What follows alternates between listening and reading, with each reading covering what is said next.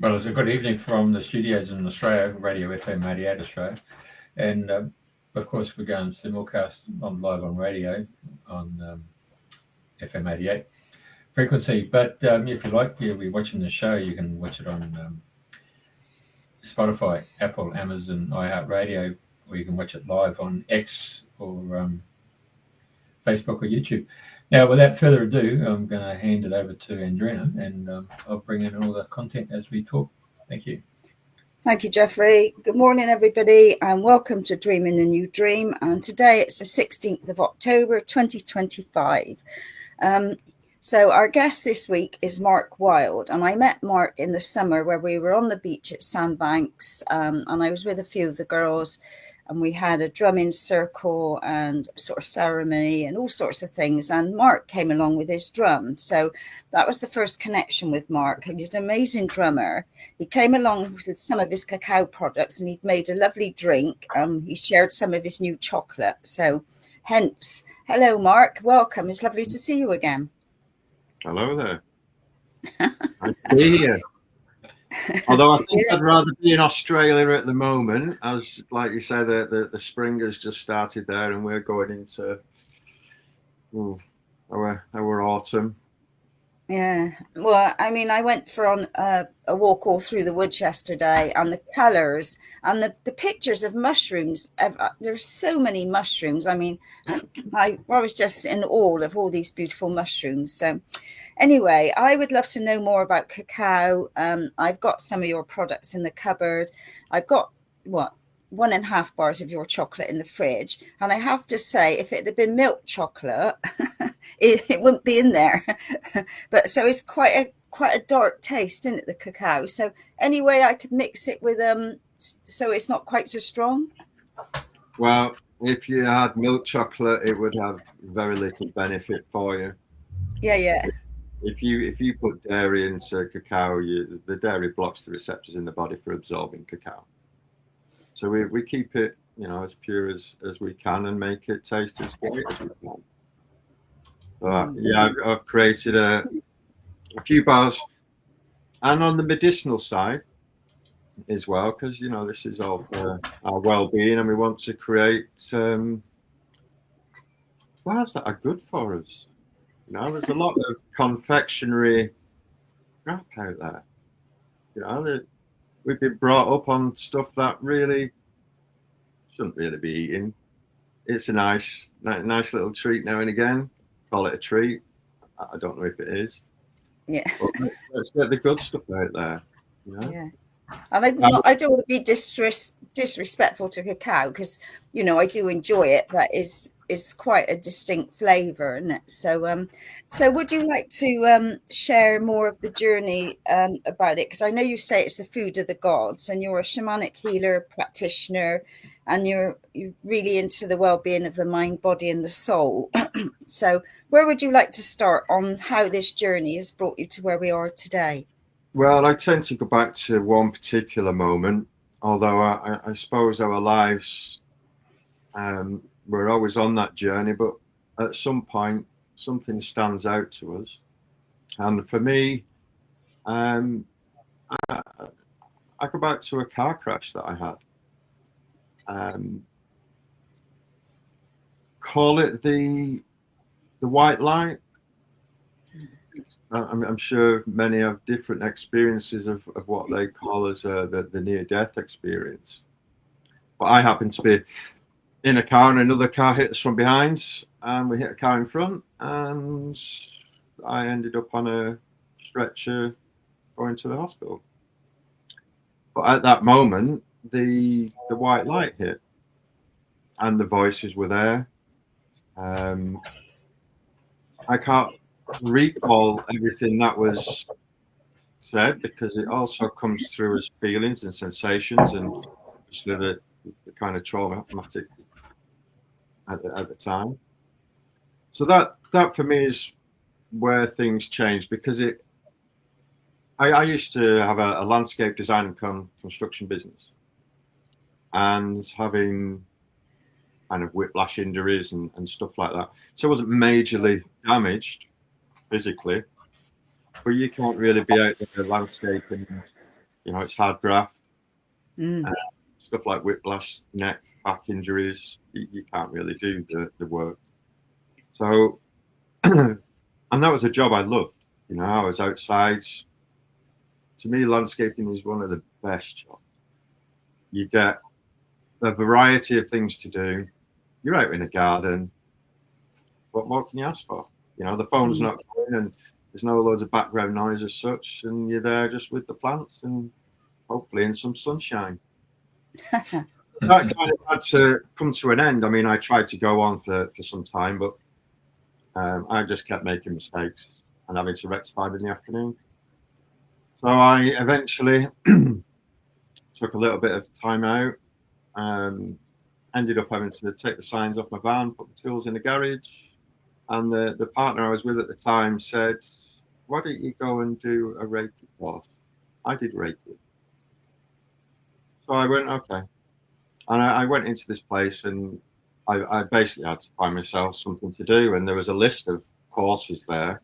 So I went, okay, I'll do the Reiki. I'll do that mediumship course. There's some numerology course going on. So just book me on those. And my journey kind of started from there, really. So I think, like many, it goes on your own self-healing path. Mm. And that's kind of where it started, and it just grew from there. I then was having treatment myself with physio, and I was having regular massages. I then went to learn massage therapy, Indian head massage with Navandra Mehra, who brought Indian head massage into the UK. So I just started to treat myself and look after myself and kind of nurture myself in a way. And well, I ended up flying over to the Amazon jungle as well. And that's a bit different. Yeah, that was very, very different and eye-opening, or more than eye-opening, should we say. Mm. So from there, and I did the shamanic practitioner courses, and then look at hypnotherapy and past life regression. And I spent a lot of time with my head in a book. I decided to read and read and read. I needed to do something with my time. I booked myself on courses at the university to do, because I now have to think about, okay, I need a new career. I can't really be continuing doing the landscaping. What else do I love? Mm. So I went and booked on some fine art courses and some sculpture, photography. And I guess with some of the mediumship side of things, I was visiting physical mediumship. I was interested in that. I knew that there was something else. I'd had experiences as a child that I couldn't forget. And I wanted to explore those experiences that I'd had as a child. And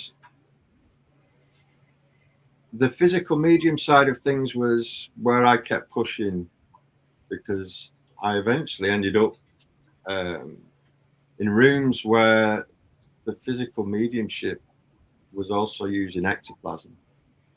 Mm. And that was very interesting. And I think I entered one of the first seances where they used red light, so you could see a little bit better. So that was really, really intriguing. And I just wanted that proof, keep going until it's, you can't deny it. And I mean, to go into some of the experiences I had now, we can go on and on and on, but it was really hard to integrate with some of the things that I'd seen and experienced and witnessed. And other people's stories that you meet who are there. I've heard some great experiences of other people with that side of things. So yeah, that was kind of how the journey sort of began, really. And then it's the healing side. You learn these things and then you pass them on. And suddenly you've got a nice toolbox, a new toolbox. It doesn't have hammers and saws and drums and rattles and other modalities that we can use to help people. I mean, one of the callings I got when over in the Amazon is find people that need help and help them. You know? How long were you out there for? I did I think it was a 3 or 4 week trip where we were visiting. Well, first of all, we went straight into the jungle. I went and joined a friend of mine who was going. At the time, I had no money coming in, but I was having a claim going on for the loss of business and etc. And I just happened to get the 10 grand interim payment, literally about 3 or 4 weeks before she was going. And I said, look, I've got the money to come. So we booked on, and we were actually going to separate places, but an incident happened and we ended up in the same place. And yeah, got to Iquitos, jumped on a speedboat for about an hour and a half and ended up at this decking area with some steps into the jungle. And, yeah, that was special, you know, just to be in that environment was really humbling. You know, it was so beautiful and quiet, peaceful. I wasn't really expecting what I came away with. Go on. Well, there's me thinking, yeah, you know, you go and have some of this jungle medicine and perhaps meet your guide and you'll sit around a fire and you'll chat about certain things, and it wasn't really quite like that. You know, I was kind of swallowed up and broken down to a single strand of DNA and I was put back together again and watched the process. So that gave me the insight into our meridian systems and how the spirits help work with us to repair. You know, and that they are there. They're with us all the time, all around. Mm. So that really changes your perception, your view on our reality, and gave an insight into also what's manifesting in this reality and how it is. So after quite some integration with that, I happened to be at a festival where Keith Wilson from Guatemala, he's a Cacao shaman, happened to be there. So I went into the Cacao ceremony and the spirits speak. I went and sat with Cacao and I started to use it within my toolbox. Cacao is the heart opener. And with some of the modalities I'd already learned, we were needing the heart space to be open to help make changes, belief changes, programming. One of the tools I use is gamma therapy. And that when we get into a gamma frequency, that's a fast peak performing frequency. And within that frequency, we can make new neurological changes. And we can remove ones that don't serve us, ones that, you know, were told to us as well between the age of birth and 6 or 7 years old. Our subconscious has been pretty much programmed by those around us, parents, teachers, media, and gives us our view on this reality. Well, we can change a lot of that. We put new ones in that actually serve us, positive ones. You know, we get rid of the negative programming and put some good programming in there. So Yeah, a lot of work to be done there, hey, for some. yeah, well, some or many. I think we're all here to try and be the best versions of ourselves without Totally. being misguided. Mm. But I think we have to almost realise that, and that's partly coming out of the trance of everyday life, the rat race, the hamster wheel. We're all striving for something a little bit different. How many people out of 100 can you say, are you truly happy with your life? Are you doing the things that you want to do? You love life. But those are part of the programs and beliefs that we have of not changing, of wanting to die, not wanting to live. Are we worthy? Are we good enough? Well, we make those changes, and life starts to shift and change a little bit.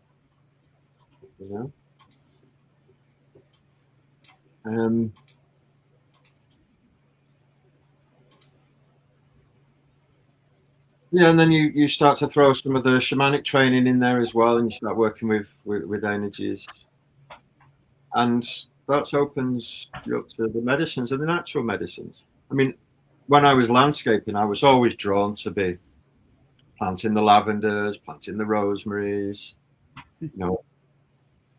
That was already in me. So it's nice to know that through the years that people are walking into the houses and they're passing all this lavender. They've got the rosemaries around, whether they know how to use them or whether they're just sneaking a few little benefits from them without knowing.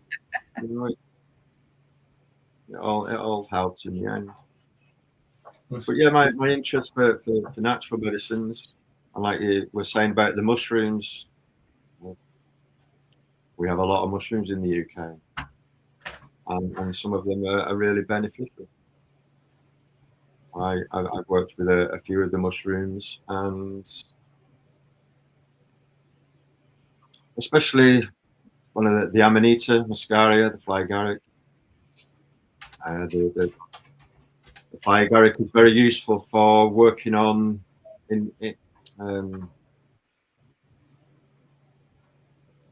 trauma from our youth. It takes us back to our earlier years. So there's many benefits in all these things that some people have said stay away from. But I think we've got to come to the realization that these people who say they're not good for you are not really your friend. No, they're not educated in health and wellness.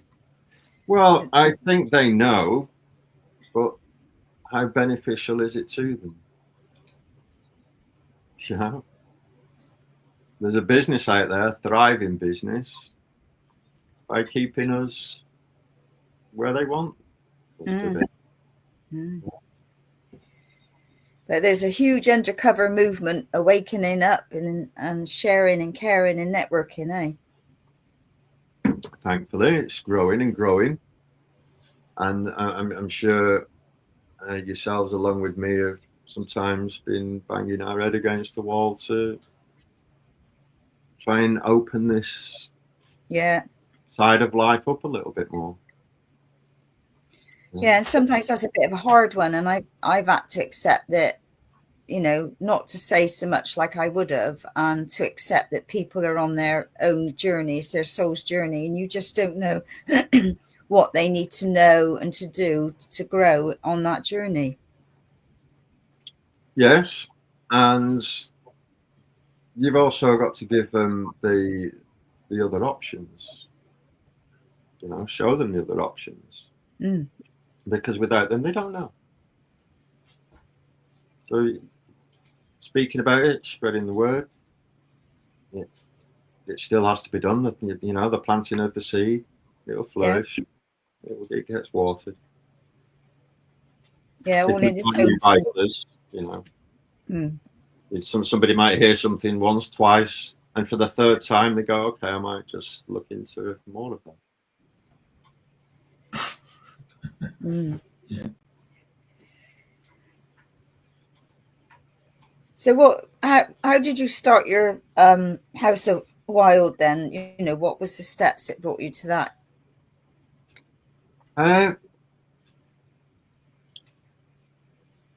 Well, that's partly some legal stuff in there, being the House of Wild. But the blends that I have out, I've been making for years with an ex-partner, but we've gone our own ways now. So I've basically rebranded, and I've spent the last maybe 3 years isolating in the woods with just my dogs. So I took time. I took a bit of time out after the sort of COVID lockdown nonsense, and I went in. I stayed in there. I went on a plot of land next to some 50 acres of ancient woodland, and I just went back into the woods. Chop wood, carry water, keep it simple. And I had my own health to address, so I just went deeper into that, and slowly just starting to come out again with a new sort of look to the products and growing them. I've got plenty of ideas, like we all have. It's just implementing them and finding the right outlets for them, and just letting it organically grow. So I've been trying to fine tune my computer skills, which I'm sure all of us can sort of fight over it with, but it can be a fun process. I've loved design work. I've designed gardens, so sitting down and designing something and following that process through. It's a little bit easier when you're just outside using your hands and a hammer and chisel and all the rest of it, but bring a keyboard and coding and stuff like that, and it's a little bit.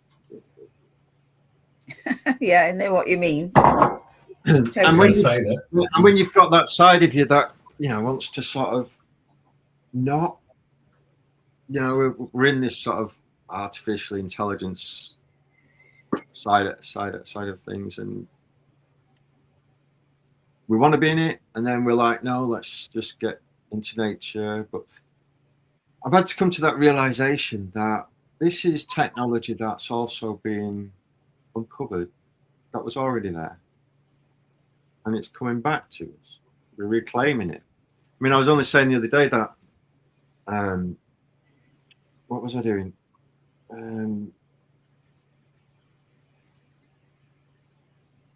Oh yeah, that was it. It's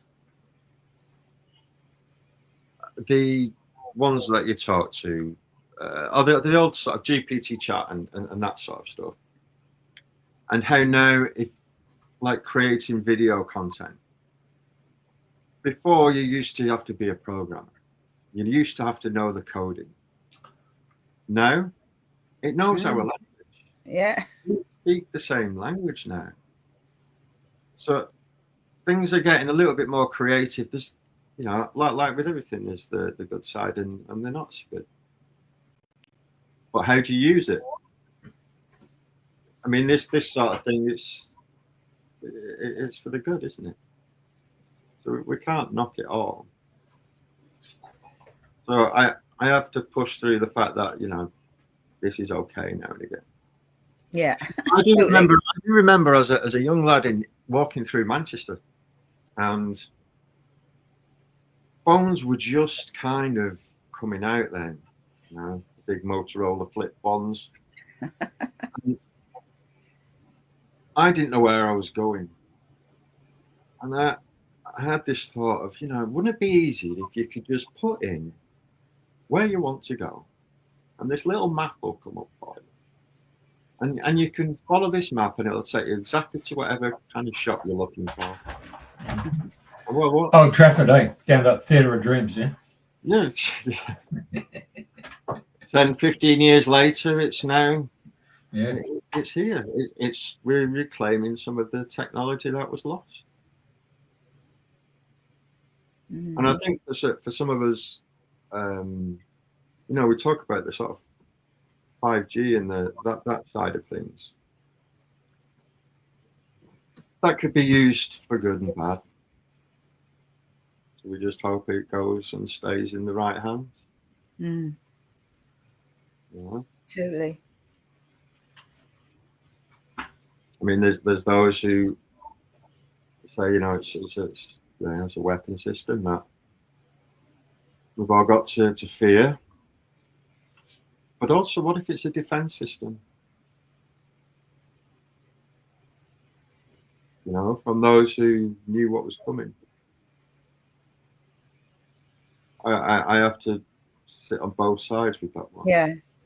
Well, you always got to look at the black and the white, so to speak, haven't you? There's always a plus and a minus. Yeah. Just changing the subject there, but on that story there, we had a guy called Michael Gray Griffiths. He's one of the true blue investigative journalists, and there's a big, huge gathering in Canberra. It was pretty close to just under 1 million people from all over Australia turned up, and the mainstream media said there's only like 10,000 people turned up.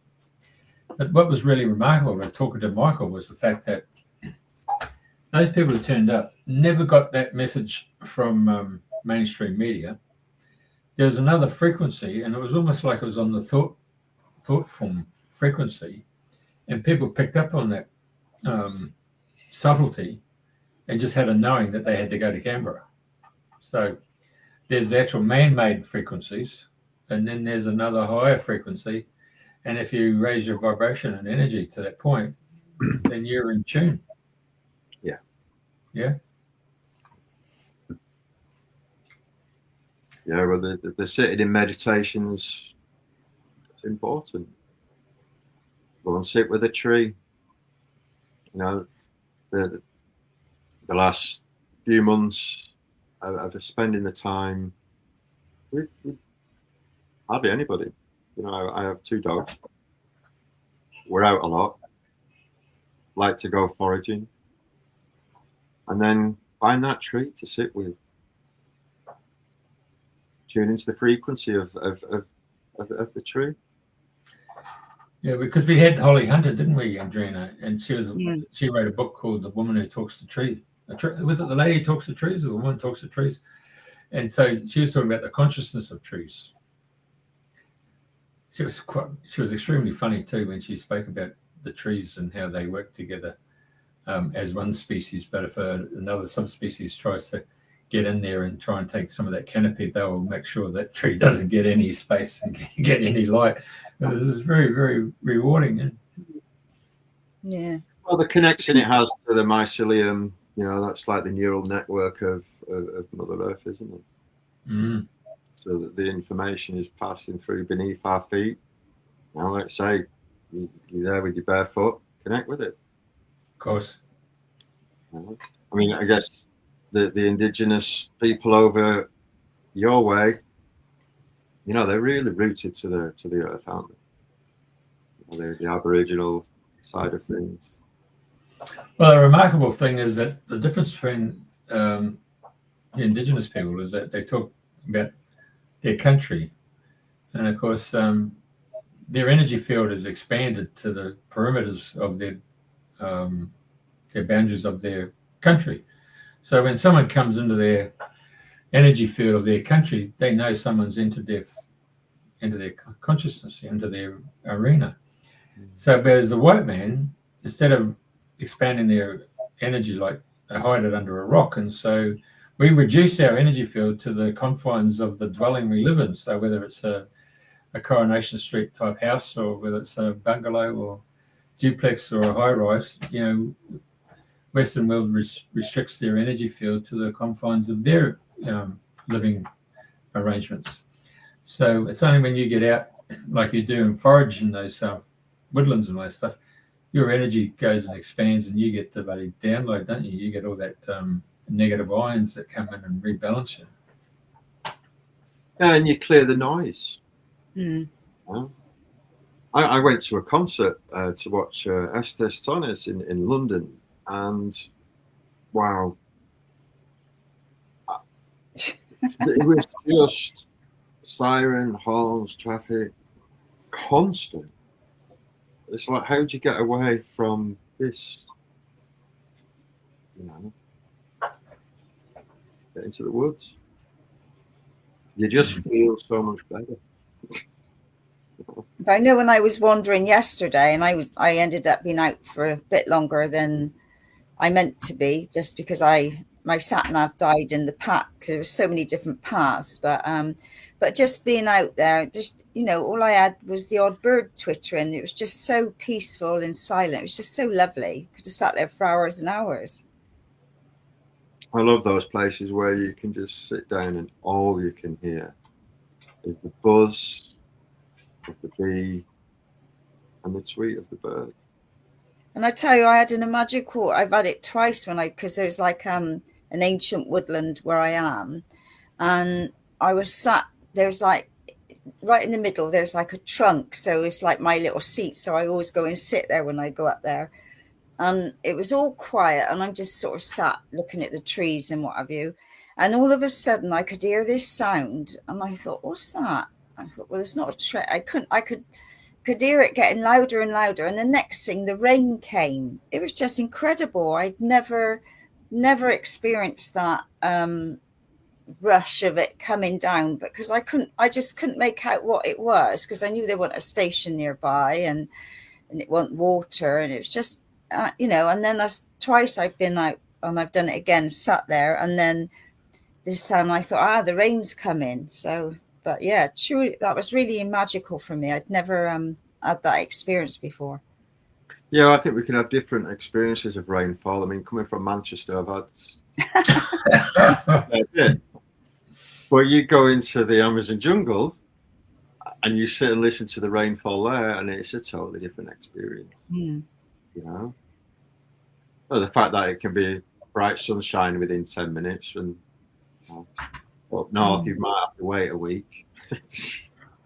Well, I know I went, I think we were over Wales somewhere, I can't quite remember now, and I was with my sister, and we were in a camper van, and there had been a mega storm, and we were just sat in the camper van, and then you could just hear all the raindrops coming down on different leaves and the different sounds. It was just another magical experience of like nature, and nature sounds. Well, the joys of camping, hey? Who doesn't really like to camp? Okay, you got to glamp a little. Yeah. Well, I'm all for the glamping bit. We're just a bit older, we can sort of glamp a little, but as kids, camping was brilliant, wasn't it? Yeah. So going back to the cacao, because I know I said to you I'd gone to a kirtan a while back now, and it was quite strong, and then we had the ceremony, and the next day I was so sick and I had the runs lunchtime, and I remember you said to me, well, it did its job. So, and I said this to somebody else, and they said, well, that can't be right. That's not how it is. So could you explain a little bit more? Like, obviously I had a mega clear out or a purge or something with it all, but then I thought, well, it was really strong. Was it just too strong for me?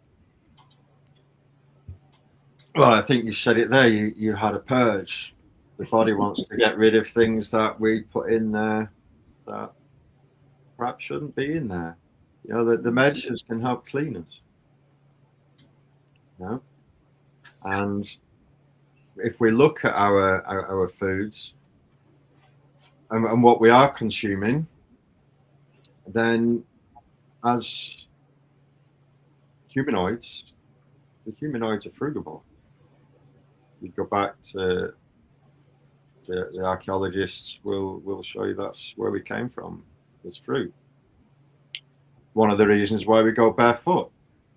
We're electrical beings. We're grounds. And we require electrical foods. So if we want to have dead cells put into our body, we've got to get rid of them, and we accumulate them. You know, it takes so much longer to process, pass through, draw the energy out of. Most of the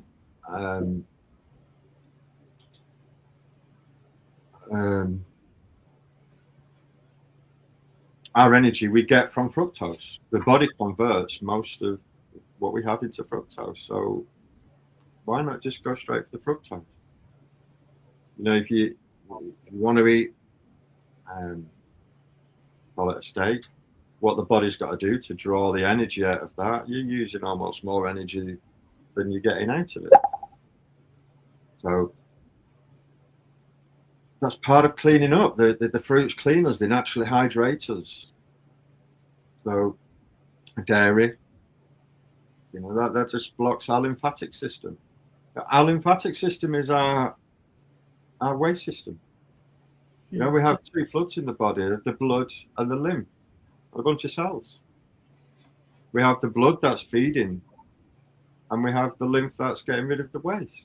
We're not dumping our waste in our blood. You know, your waste is acidic. The blood is alkaline. So after years of, you know, some takeaways and pizzas and what have you, we've got stuff to clear. You know, if we want to really optimize our health, then we pick the fruit. And I think there's a verse in the Bible that says, "Let fruit be thy meat."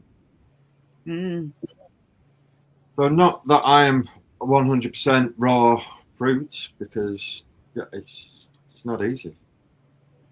And not here in the UK. No. It's easier when you live in a sunny country to have all these fruits, because they're all fresh and juicy. By the time we get, I go abroad and I really just want to eat fruit, drink fruit juice. Yeah. You want energy? Go and have a medjool day. You know, it's feeding the body what it wants, converting it to that anyway.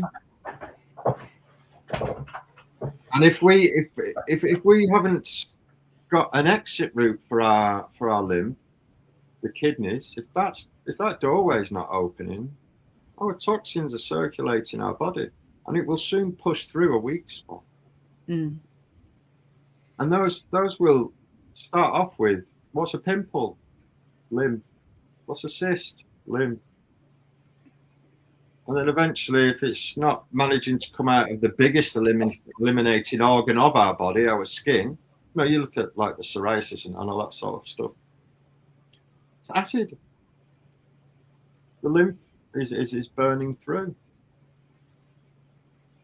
And then we get the tumours starting to create, which are surrounded by bacteria, because the bacteria are our soldiers. You know, that's like escorting stuff out of the body. So with anybody who wants to start with a cleanup, go straight to your kidneys. Make sure your kidneys are working. And we should have sediment in our urine. That's where the toxins and the waste are coming out. If it's clear, where are your toxins? They're still going around the body. It's one of the most important things when doing a detox or trying to clean the body up. You've got to make sure that exit is open, that doorway is open. So what fruit and veggie do you use for detoxing the kidneys? Well, let's look at nature. Let's take some waste ground. What's the first thing that grows on waste ground to rejuvenate it? Nettles. We can use nettles to clean our kidneys out. And actually, when you've simmered it, it will look like urine. I mean, it doesn't taste like it. This can be quite pleasant. And then we look at the cleavers that will then start to work on our lymphatic system. And then wherever it's starting to back up to, whether that be, you know, your liver, your pancreas, pituitary, thyroid, and then we use other medicines to go after those organs and to support them, help clear them out. But that doorway from the kidneys has got to be clear. Otherwise, you're just circulating your toxins and just moving them around the body. And I think it's probably the first mistake people make when they want to do a cleanse is not addressing the kidney first. So are you talking about nettles as in making nettle tea, or you make it in another? Yeah, if you take the top 4 to 6 young leaves that are on the top, go around and pick some of those, get them in a pan and just slowly simmer them for 10-15 minutes. Strain them, have it warm or wait till it cools. I usually make it back, put it in the fridge. Yeah. Nettle soup is nice as well. Yeah. But yeah, so nettles is number one. And, you know, like people around here, when I'm out, like it was only yesterday walking through, I thought, oh, here's a nice lot of nettles. I'm going to come back and cut some and make some tea. So, and it's rich in vitamin C as well. And there's so many benefits for nettles. Yeah, and even the little sort of flower tassel bits. I mean, I think the male ones are straight, the female ones are wiggly, and I think that there's more benefits out of the female ones. But collect those and put them in your smoothies, sprinkle them on your dinner. So going back to cacao, because how many varieties have you made? Because I mean, I know you got, you know, like when you shared some of yours, you had like half a dozen packets, and that was. And I know on your website you've got so many more. So if somebody wanted to start on something, what guidance would you give them as to what to pick as a good starter? Well, a good starter is probably the most recent one, which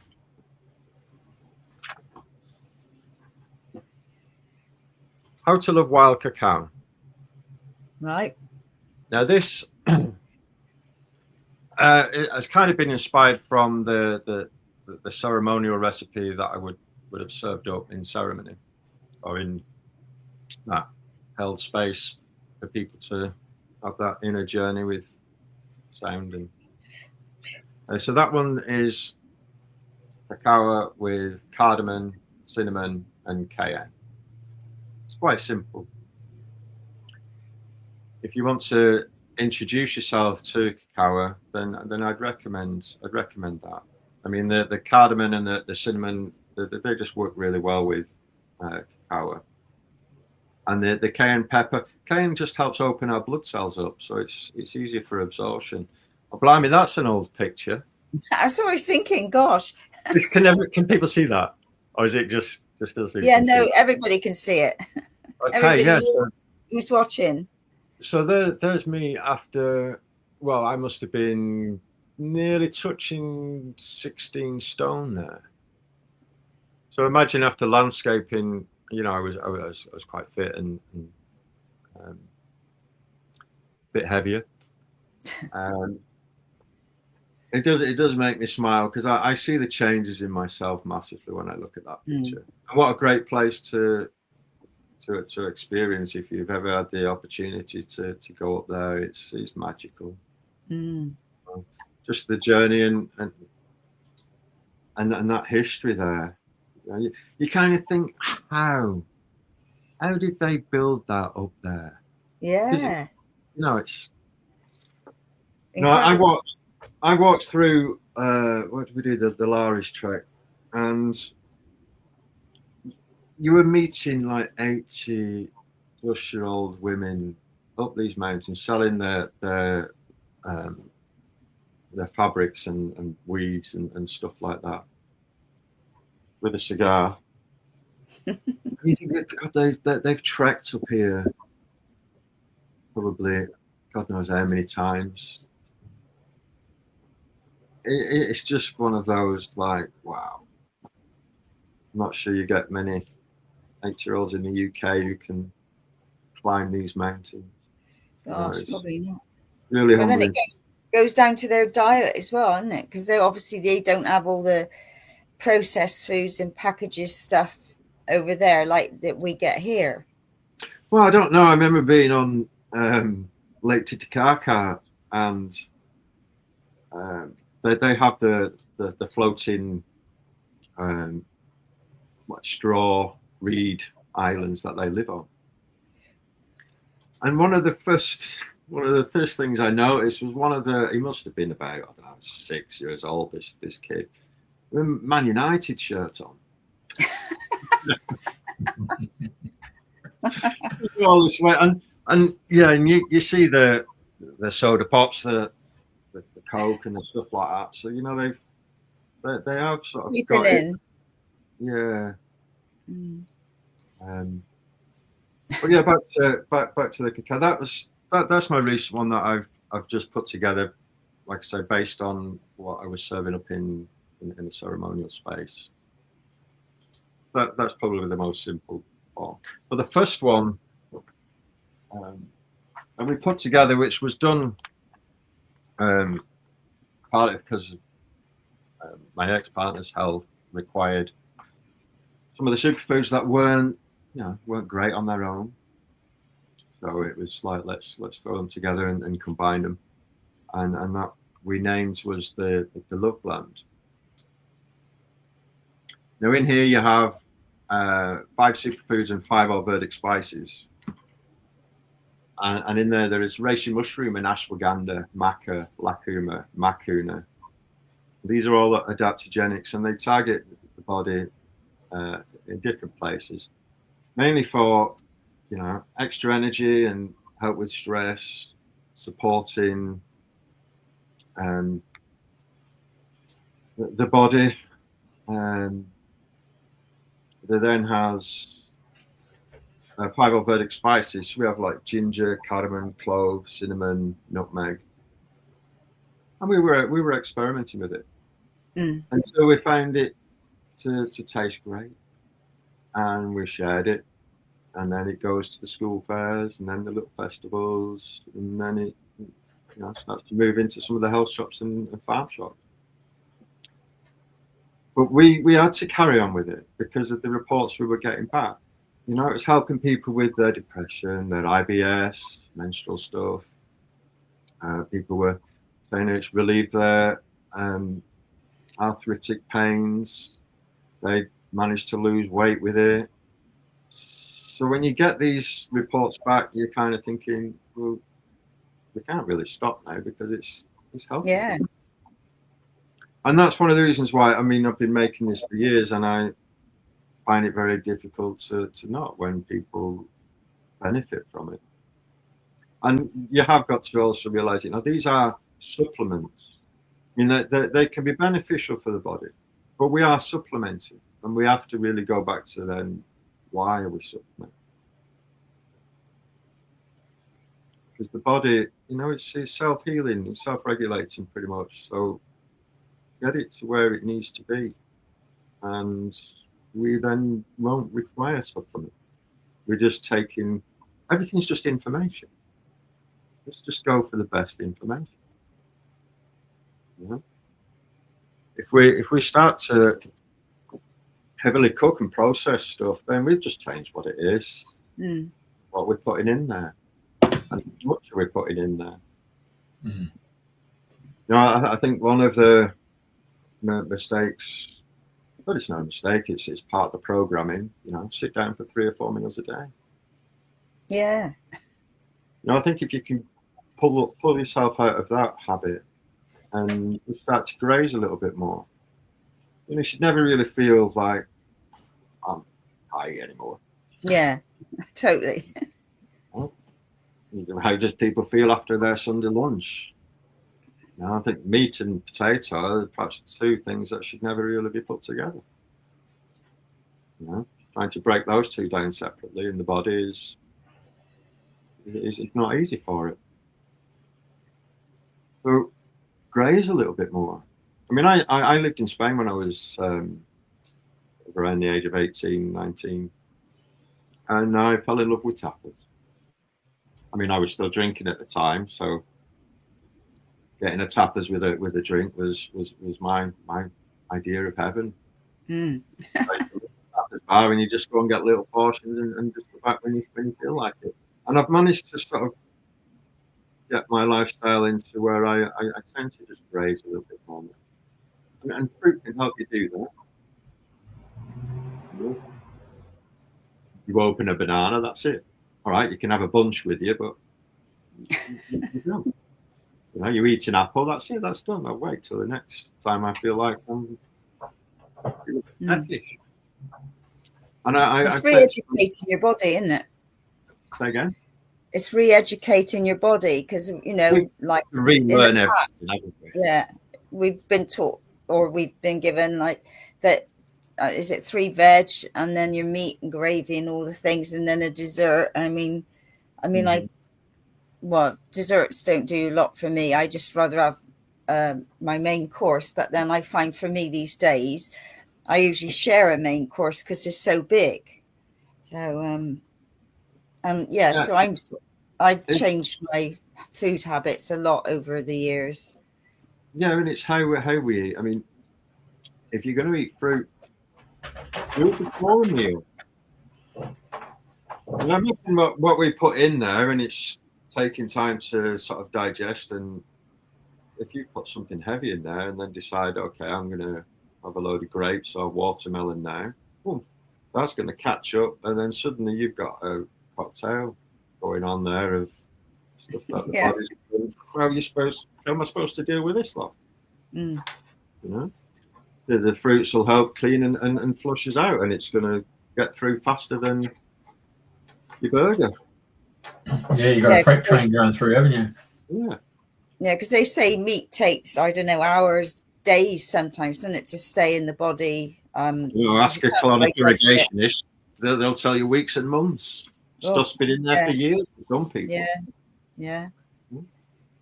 And what's it doing in there? You leave a steak on the table for a week or two, and then go back and have a look at it. Imagine what it's like in the body. It's just becoming acidic. Acid. And then we start to burn up. That's inflammation. All inflammation is acid buildup. Well, keeping the body alkaline. And that perhaps leads me on to, here we go. We're always drinking turmeric. So golden chocolate chai. Sounds nice. Chai. So we incorporated our sort of evening turmeric drink with cacao, and again with the Ayurvedic spices. So in this one we've got the cacao, turmeric, a little bit of black pepper, and the ginger, cardamom, clove, cinnamon, and nut. But this one's really earthy and it's nice warm, but not hot. We can warm stuff up. As soon as we start to put high temperatures into something, we've changed what it is. You know, and these raw as can be. I mean, there's people with different views on that, but it's as raw as we can get it without being overheated, and keeping it clean and organic and as ethical as possible. Because I know they're all dairy free, they're all organic, they're all vegan, so you know, suit anybody. Well, yeah, I mean, it's actually doesn't say on here vegan friendly. I prefer vegan friendly. Yeah, right, vegan friendly. Vegan. I've done a lot of vegan shows, and you know, I wouldn't say they are the healthiest. No. No, there's a lot of vegan junk food out there. You know, just because it's not got meat or some animal product in it doesn't mean it's good for you. You know, there's a lot of soy and beans and stuff like that, but they're not great to digest. And sugar content. You know, I go to these places and there's high sugar content, but there's no meat. You know. I remember walking out of one and she bought some G's, whatever it was, product. And I said, "What's in it?" She went, "I don't care as long as there's no animals in it." I went, "Oh, okay." That's it. No, a bit daft, but yeah, I like to say it's vegan friendly. So yeah, it's gluten free, dairy free, sugar free, and guilt free. Yeah. That's a good one. I tell you what, I like I think we tasted a new one when we were on the beach, and I've got it in the fridge, but I can't tell you what it is, but it had like a little berry or something, and there was a little fruit in there. But that's really bar. Yeah. Sorry. Yeah, there's the house cacao bar, which I've been making for quite some time, with a couple of adjustments. But I like to put the prune and the apricots in there. The apricots are a little bit for a bit of chewiness, and the prunes, you know, they can help some movement. You know, we've got to keep moving. And if people go, "Oh my God," they run to the doctors, "I've got diarrhea." Well, shit, it's coming out of you. Exactly. Yeah, it's a good thing. You've got to take. I mean, I think part of the problem is you've got to get back to work. You know, got to get back to work. When really, it's your body needs to go through a little process. You need to rest and let it do what it's trying to do. We kind of fight that, but that's our programming and how society is. That, you know, get in there at 9 o'clock. Because I know there's you've got like you know, like there's different mushroom powders, and you've got lion's mane and reishi, and you've got the single ones, and then like you've got like the mixture. So have you got many single ones? Do you sort of sell like just say the lion's mane or the reishi on its own? No, I haven't, and purely because it's more design work. And my focus was on cacao, but I did put together one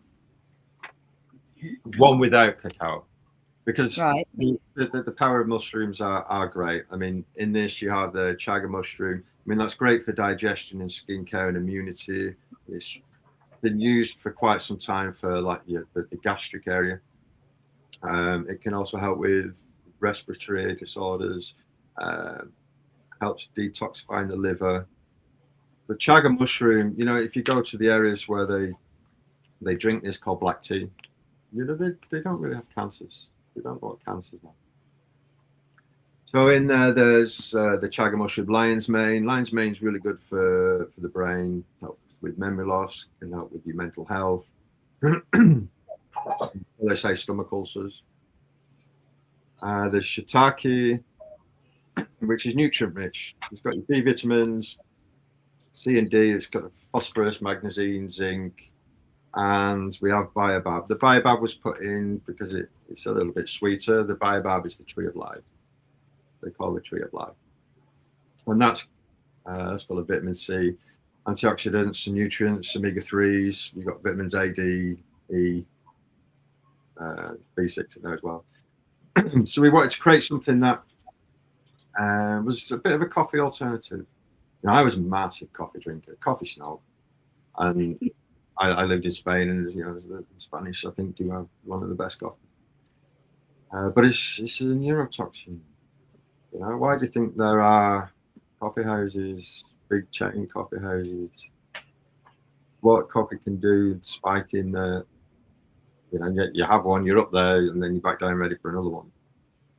So the thing with cacao, it helps balance out. It's more of a natural energy, slow release, more enduring. So where do you make them, Mark? Whereabouts are they all made? I make them all. In your abode? Yeah, in Dorset. Well, I've been in Surrey for a while. Yeah. I'm in transition. I think I'm leaving Surrey. I'm not quite sure. Life over the last 3 or 4 years has been jumping from one place to another. of, okay, this is happening, no, this is happening, no, this is happening, this is happening. I mean, I was setting up a like a woodland spa retreat. I built a sauna. I've got a beautiful cedar sauna built because we need to sweat. And if you're not sweating, you're not getting the toxins out through the skin. You know, it's just really important to go and sit and sweat. You can't sweat in the sun. I mean, he's all right down there, isn't he? He's a sweat down there. But you know, we need a little bit of help over this way, and getting in the sauna and getting those toxins out and giving the body a good scrub really aids in keeping the body where it wants to be. So yeah, we created a little bit of a coffee alternative, a shroom coffee. There's a nice replacement. I have this every evening. What is it? Say that again. The love shroom. That's my go-to sort of. Oh yeah, right. Okay. Just before I hit the sack, I sit with one of those. It's the love shroom. So that's the mushroom blend. But I do have other ideas, and you know, there's loads of things you want to do, but you know, there's only so much you can do. One step at a time, eh? Yeah, and I've got two dogs around here that they take some of my time, and I'm nursing one at the moment. She's not too great. I'm spending some time with her. You can see around me, I've actually got homeopathic remedies and what have you to help her through. Yeah. All these things, you know, people rather than just diss them, just give them a go. You know? There's more than one way, and not one way is everybody's way. No. You know? And you are your own. This is where we take our own personal responsibility for our own health. It's quite easy for people just to go and knock on that door where the white coat is and say, "What's wrong with you?" Well, you tell me. How have you been living your life? What have you been doing? What have you been eating? Where do you hang out? You know, we've got to take personal responsibility for what we're putting in there and how to look after ourselves, because this should be passed on. You know, this is how we look after the children. And we've lost some of this information. Oh, it's been kept and thrown away from us. But what I do notice at the moment is, you know, the amount of books and information, it's out there. So it's hard not to come across. You know, there's loads of self-survival books that have come out recently for obvious reasons, but also medicinal books, some of the old recipes. You know, walk along. Have you written any? Have I written any? Yeah. Oh, God, sometimes it's sad enough writing a text message. Say no more. Say no more. Yeah. No, there's always that little in the background going, you could write a really good book. But I go, yeah, well, okay, well, stick me somewhere in this log cabin with fantastic views for 6 months to 12 months, and I might write. You might not. Yeah. I don't know. It's always there at the back. Maybe one day. At the moment, I certainly don't have time to sit down and go through that. Oh, well, wonderful. It's been an absolute delight. I've really loved listening to your sharing and educating myself on more cacao and all the ingredients. And what I like about all yours is, like, you can take a teaspoonful or whatever, and you've got all what you need without going, well, I need some vitamin B and a bit of zinc and all of this. So you've put it all in that complete package. Yeah, but remember these can make us feel better. Yeah. You know, they're enjoyable. We want something to take during the day and get us through the day. So they can help. But we need to go to the core. And that is, make sure your lymphatic system is running properly. Once you've got those toxins going out of the body, you know, you cut yourself, it heals. internally it's going to start working the same. If it's not full of acid, get your alkaline levels right. Go and have a litmus paper and see what your urine should be around about. I think it's about 6.5-ish. So it should be slightly acidic because it's waste. So yeah, just regulate yourself a little bit more and see where you're at. Carol said that people don't, I think, as fruits are mostly starch and carbs, how does that work when people need protein? Okay, well, why has a woman's breast milk got 1% protein in it? Protein are the building blocks, but we're not gaining our energy from that. And carbohydrates, carbon. Well, that's just where we.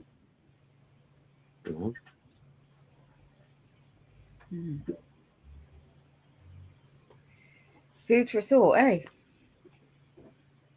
Yeah. And what would you do if you were naturally dropped off here? You'd be finding. I don't think I'd be going digging the ground up. I mean, we're not herbivores. We don't have numerous stomachs. I wouldn't be digging the ground up to find what's under there to eat. I'd go to that colourful fruit that's hanging. I'd try that. Well, in some places, you might want to go and take a rabbit out, or would you really go and drop a cow?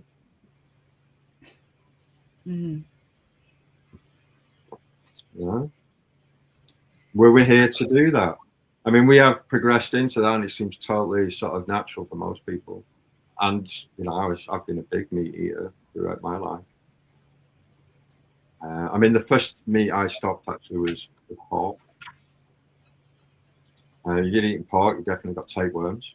And that's probably the second thing. One's cleaning the lymphatic system. Do a parasite cleanse.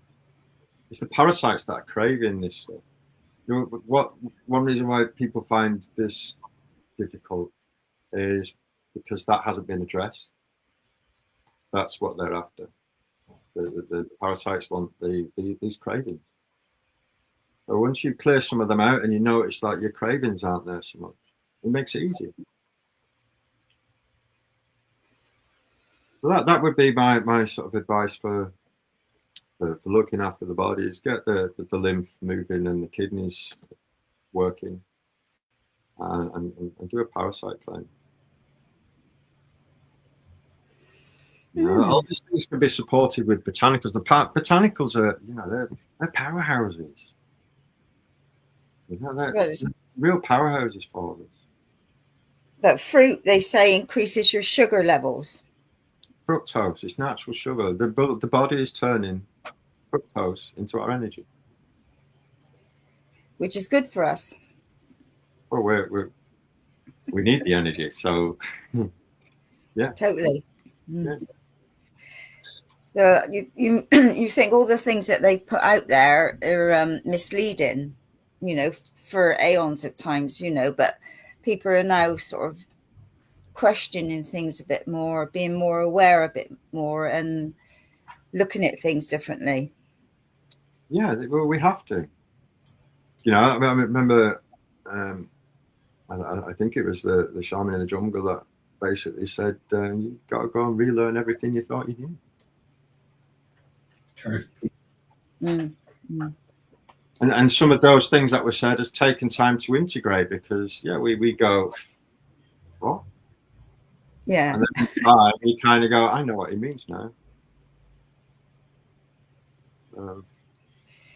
If we can push, I mean, I'm kind of an 80-20 kind of rule. I mean, we're here to live a little. Well, that's right. Yeah. I used to love a pizza. Well, we're still human, aren't we? So.